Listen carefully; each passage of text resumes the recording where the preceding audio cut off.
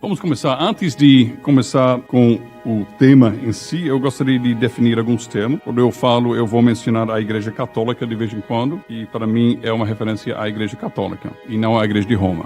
A Igreja Católica é a igreja de todos os tempos e de todos os lugares. A palavra que vem do grego significa extensão em tempo e extensão também geograficamente. É a igreja que conversamos no Credo Niceno, a igreja que é una, santa, católica e apostólica. A igreja de Cristo, não tem outra, não tem outra. Nós não devemos deixar os romanistas com todas as boas palavras. Devemos resgatar para nós. Também reforma radical e contra-reforma. Muitos têm na mente que a reforma foi uma divisão, não é? Uma divisão entre a igreja romana e os protestantes. Errado. A igreja foi uma divisão em 3 grandes alas, 3 grandes grupos. Tem a reforma, que é a igreja de Cristo, não começando de novo, não iniciando uma nova denominação, mas tem a igreja de Cristo voltando para a palavra de Deus como única regra de fé e prática. Isso é a reforma. E se libertando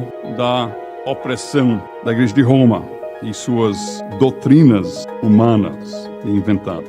E tem a reforma radical. Enquanto a reforma foi um retorno à palavra de Deus, uma reforma da igreja, a reforma radical é uma hiperreação contra Roma, um desprezo de autoridade de uma forma geral, tanto eclesiástica quanto civil, e um desprezo também das instituições. A reforma radical tem como seu momento mais significativo na época da reforma, no século XVI, a cidade de Münster, em 1534, quando muitos anabatistas se reuniram, seguindo alguns profetas, autodenominados profetas, e declararam que aqui Jesus vai inaugurar a nova Jerusalém, aqui na face da terra. E aconteceram tantas loucuras e escândalos e coisas vergonhosas, inclusive pessoas correndo sem roupas nas ruas, e um dos profetas decidindo que de repente ele era o Davi dos nossos tempos e que ele deveria ter não sei quantas esposas que ele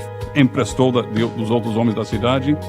E assim por diante, que Münster ficou na mente da Europa daquela época como um símbolo de tudo que é ruim, quando as pessoas não continuam obedecendo às antigas estruturas e instituições da sociedade e da igreja. E você vai ver, por exemplo, quando você lê as confissões da época da Reforma, por exemplo, a Confissão Belga, que foi escrito décadas depois, 1561, a Confissão Belga várias vezes menciona os anabatistas. E são 30 anos depois, ok?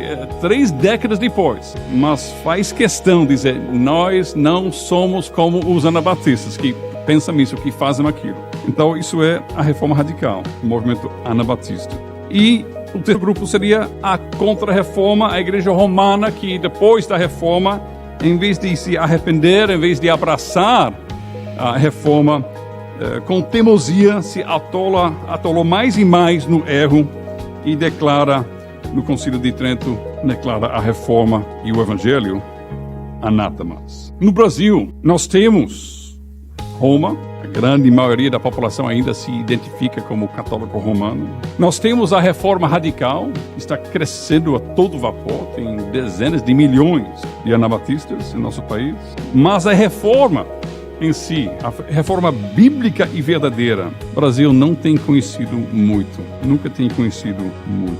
A grande reforma teve um impacto transformador nas sociedades, nas instituições e nas culturas, colocou o mundo de cabeça para baixo, mudou tudo. E foi tão forte, tão importante que séculos depois da Grande Reforma, ainda muitos países que foram influenciados pela Reforma ainda estão tirando proveito dos resquícios daquilo que ainda sobram daquele grande movimento de quase um milênio ou meio milênio atrás. Mas Brasil, ainda estamos, de uma certa forma, na maior parte, estamos atolados num catolicismo romano medieval, sincretista de um lado e as loucuras de Münster do outro lado.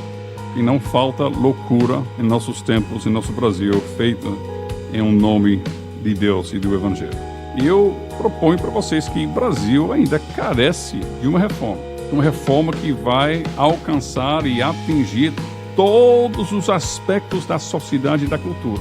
Eu acho que o Brasil nunca passou por isso e precisa passar.